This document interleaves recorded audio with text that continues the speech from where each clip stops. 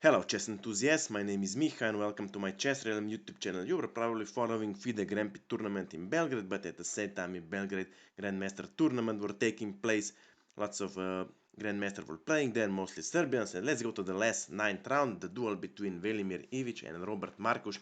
Let's see what happened in the game. Velimir Ivić had white pieces and he started with e4, e6, d4, d5, knight to c3, and now a d-pawn captures on e4. So what do we have? We have Rubinstein variation of French defense. White, of course, captures on e4. Now bishop goes to d7. White plays knight to c3, and this is a well-known position. And in all games, players play bishop to c6, and this is what happened in this game also. So bishop to c6, attacking knight on e4. White defends with bishop to d3.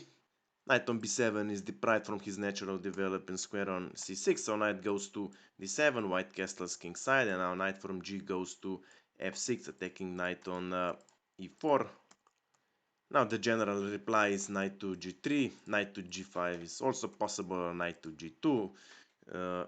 Anyway, in the game, white has decided to trade some material. Rook to e1 was played, further defending knight on e4, and black says, okay, let's do it.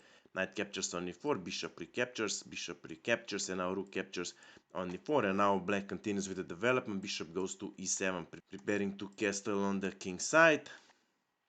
But black's plan are stopped temporarily because white plays rook to g4, attacking defenseless pawn on g7. Of course, black will still try to castle king side, but then bishop to h6 is very unpleasant. This pawn on g7 spins, so white threatened gaining exchange. Of course, black could try to defend with bishop to f6, but then knight to g5 is a very strong move, threatening knight to e4, removing the defender of this pawn on g7. Black couldn't simply have captured knight on g5 because rook recaptured, and now there's nothing that white can stop from capturing this pawn or maybe gaining an exchange. Here in this position, black first would have to remove the rook out of the f file, left the rook to e8, then h4 would be a very unpleasant move.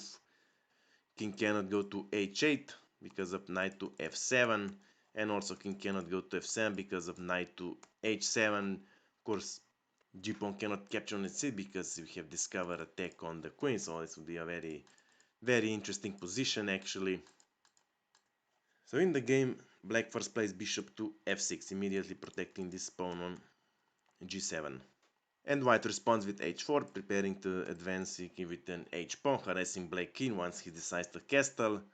So black first plays c6, creating an escape square for king to a8. White plays queen to a2, and now queen to a5, preparing to operate here on the 5th rank. White plays c4, and now black finally castles king side.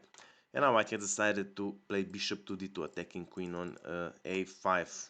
Maybe queen to b6, attacking this pawn on b2 would be a totally good option, but black has decided to go for an adventure with his queen, so queen goes to f5, attacking rook on g4 and also threatening with queen to c2. Well, let's see. If rook stays on the g file, let's say rook to g3, then queen to c2 is a little unpleasant, threatening with capturing this pawn. Now a bishop here cannot help because it's pinned by the queen. But still, after rook to c1, attacking the queen, even if queen captures, then we have a queen to e4, and if white sacrifice another pawn on a2, then we would have h5 is a very unpleasant move, threatening with queen to g4, harassing black king. Also later with the h6, targeting this pawn on g7, bishop to h6 is also very unpleasant. Here black would definitely have to pull the best moves at his disposal. Because if, for example, black blunders and tries with g6 blocking this g file, then white simply plays bishop to h6, and here black would have to give up the exchange, because if, let's say, rook goes to d8, then simply h-pawn captures on g6, h-pawn recaptures. Now white sacrifices rook on g6, after f-pawn recaptures, queen to g6 check. The only option is king to h8, and now knight to g5 is going to be made to g7 or h7 or whatever. This is losing for black. Okay, let's go back to our game. So in the game, white plays rook goes to e4, blocking queen here on this diagonal, and also threatening with g4. Let's see, black makes a random move, then white simply plays g4. The only option for queen now is g6, and after h5, queen is trapped and has to be a sacrifice for this rook. So black plays h5, preventing this g4 pawn push. White plays rook to d1, and black responds with rook to d8, neutralizing pressure on the d file, and now white plays bishop to g5, offering the trade of bishops, and black says, okay, let's do it. Bishop captures on g5, knight recaptures. White threatens with capturing this pawn on h5. Well, black cannot simply defend with g6, because then after g3, white protects this f4 square, threatening with rook to f4, targeting this pawn on f7. Trying to defend with rook to f8 doesn't work, because then still we have rook to f4, queen a5 is the only option. After queen to f3, this pawn on f7 is 3 times attacked, 2 times defended, and cannot be defended a third time, so this is quite unpleasant for black, if not totally lost. So black plays knight to f6, defending pawn on h5 and also attacking rook on e4. White plays rook to e5, attacking the queen. Well, queen could have gone back to g6 immediately, but black has decided to go for a little adventure. Again, queen to g4 was played, offering the trade of queens. Well, if white captures queen, then knight recaptures. White has a slight initiative because of action on the king side, so here white loses initiative. Again, you have to keep in mind pawn on h4 is still under attack, so white plays knight to f3, preventing trading of the queens and also protecting this pawn on h4. And now black sees there's nothing going to be with the queen trade, so black has a simple plan, getting queen somehow to h6. Because this queen here on g4 can be easily harassed with rook to g5. Now queen to e4 wouldn't work, because knight has to protect this pawn on h5. Also white can with queen to c2, targeting this g6 square. Here queen cannot be traded, because if pawn captured, this pawn is the only defender of pawn on e6. So black plays immediately queen to f4, and now after g3 attacking the queen, queen goes back to h6. And now white plays king to g2, protecting this knight on g3, so queen doesn't have to protect it. And now black plays rook to d6. Black has a simple plan, double the rook along the d file, putting a lot of pressure here on the d4 square, but white has another friend, action on the queen side, so a4 was played. Black plays rook from the a file, goes to d8, and now b4. Now these pawns here on queen side are really intimidating, and it only takes one inaccuracy, let's say knight to g4, attacking the rook, where then rook goes to a5, attacking pawn on a7. Well, rook can go back defending, but then we have to many moves with the rook, and that not be the best option. a6 also is not maybe the best. After that b5, double attack here on this pawn on a6. After a pawn captures, b pawn recaptures. Again, black has to capture on b5, and after rook to b5, attacking pawn on b8. Rook to b8 doesn't help. We have rook from d5 goes to b1, double attack. Even if black double defends, we have queen to e4, and this pawn on b7 is going to be captured sooner or later. And again, this is very bad, if not totally lost for black. So in the game, black plays b6, protecting this a5 square, preventing rook to a5. And white responds with b5, attacking both rook on d6 and pawn on b6. Still, maybe the best option for black would be if b pawn simply captures on c5. After rook recaptures, then probably knight to b5, attacking this pawn on e4. White would probably play knight to e5, attacking pawn on c6. Then black would have a lot of chances for counterplay. But in the game, black has decided to retreat the rook, so rook goes back to d7, and white immediately grabbed the opportunity to grab more space, so b5 was played, attacking this pawn on c6. Now here black has to be careful. Black cannot simply capture on b5, because after c6 rook is under attack, and after rook goes to c7 we have a pawn captures on b5, cementing this pawn on c6, who only needs 2 moves to promote to queen. a6 trying to undermine this defense wouldn't exactly help. After that we have d5 trying to push d6.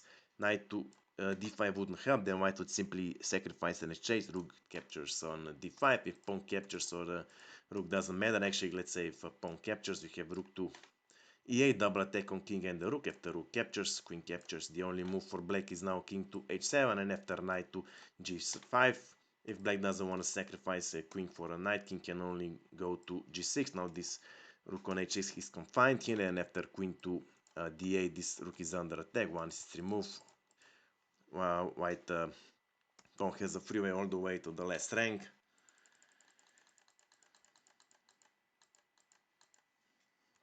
So in this position, maybe black should have tried with knight to e5. Of course, white would be slightly better, but at least this knight on e5 would be a strong asset. It would operate in the center on the board. But black had decided to defend this pawn on c6, so rook to c7 was played. And now white responds with rook to g5, clearing this e5 square for a knight, targeting again this pawn on c6. And black tries to counteract with knight to e5. First of all, threatening with f6, grabbing this rook on g5, and also knight to c3, forking both king, queen, and rook. So first white plays rook to c1, preventing this unpleasant fork.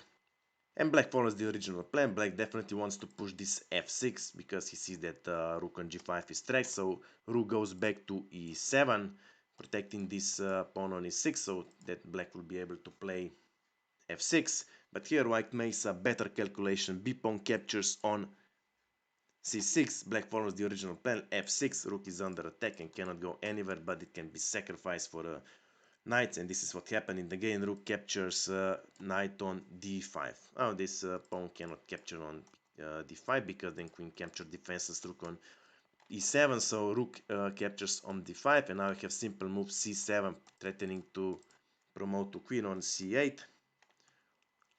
Well, rook to e8 defending wouldn't exactly help because then white simply promotes c-pawn to queen. And now the only option for black is to capture queen with the rook, but then queen to e6 we have check, and this queen also is forking a lot of pieces here.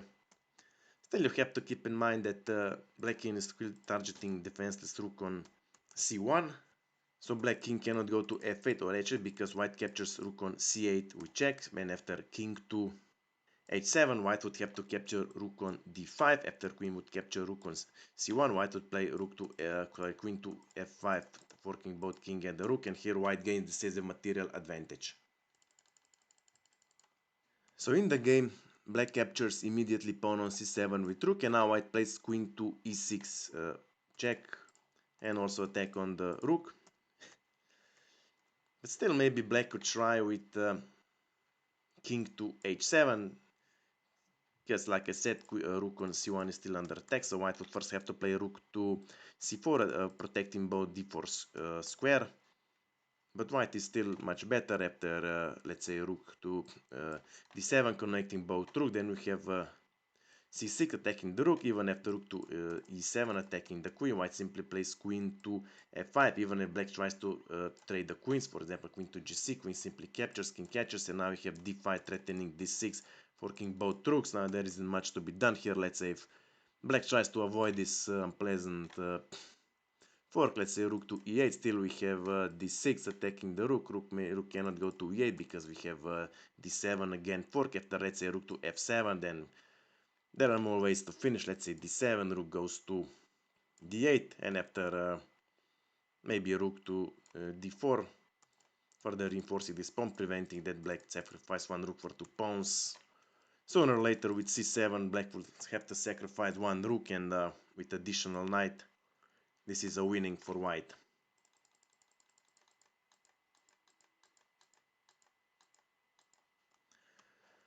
In the game, black has decided to defend the check with the rook to f7, and now white simply plays rook to c3, removing rook from the c1 square. Now this rook on d5 is still under attack. There isn't much to be done here. If black plays rook to d7, we have c6 attacking the rook, and then we have c7 and so on. But even if black plays rook to d8 immediately, again we have c6 threatening with c7 and then promoting. f5 trying to trade the queens doesn't help. White simply plays c7. If black captures queen, white promotes on d8. If black doesn't trade queen, this c8 square is protected. Either way, white is winning, and realize that all is lost. In this position, Robert Markuš resigned the game. So I hope you like this game. I hope you have learned something from it. If you have any questions, my email is below in the description. Of course, I invite you to visit my Instagram page. That's it for now, and see you soon.